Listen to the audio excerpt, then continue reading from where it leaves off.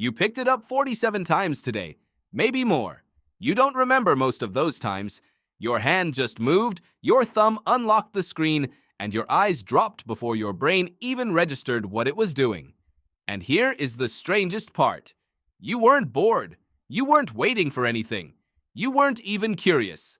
So why did you do it? The answer has nothing to do with your phone. It has everything to do with a mechanism that was wired into your brain approximately 2 million years ago, long before fire was controlled, long before language was refined, long before anything in your life remotely resembled your life. Your brain is not malfunctioning when you reach for your phone. It is doing exactly what it was built to do. And once you understand what that actually is, you will never look at your phone the same way again.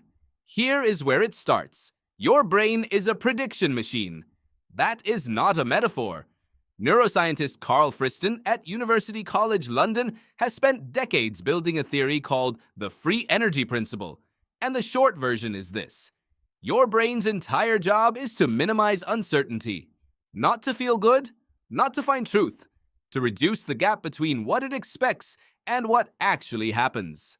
Every second of your life, your brain is making predictions about the world and then scanning for information that either confirms or updates those predictions. When the prediction is confirmed, nothing dramatic happens.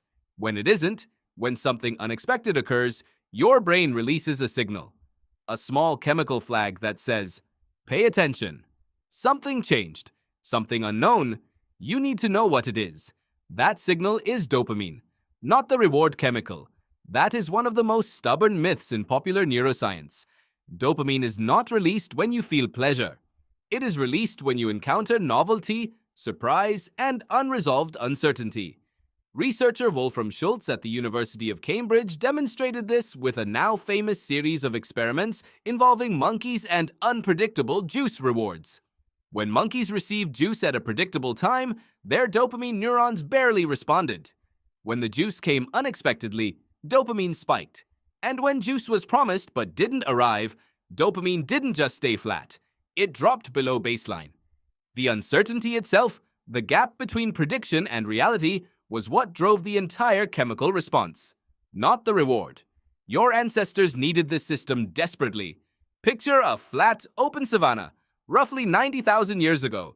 Your great many times over grandparent is moving through tall grass. Every rustle matters. Every shift in color at the edge of vision.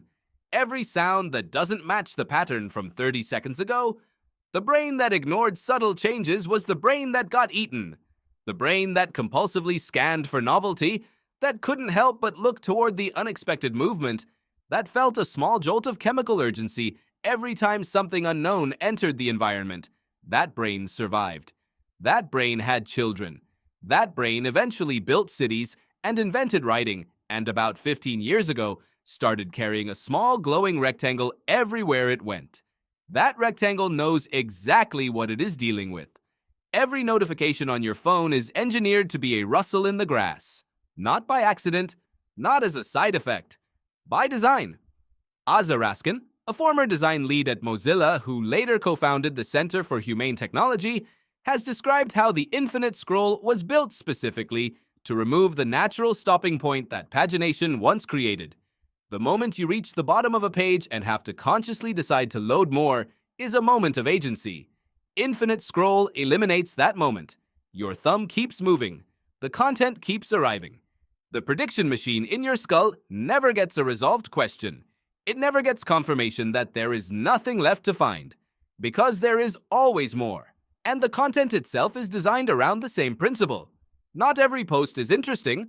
Most of them aren't. Your brain knows this. But that is precisely the point.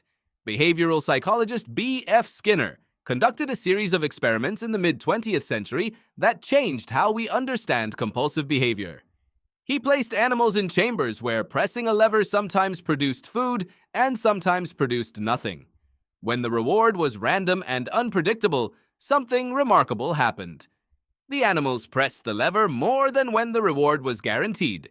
The uncertainty made the behavior more compulsive, not less. Psychologists call this a variable ratio reinforcement schedule. It is the same mechanism that makes slot machines so difficult to walk away from, And it is the same mechanism that governs your social media feed. You don't check your phone because you know something good is there. You check it because you don't know.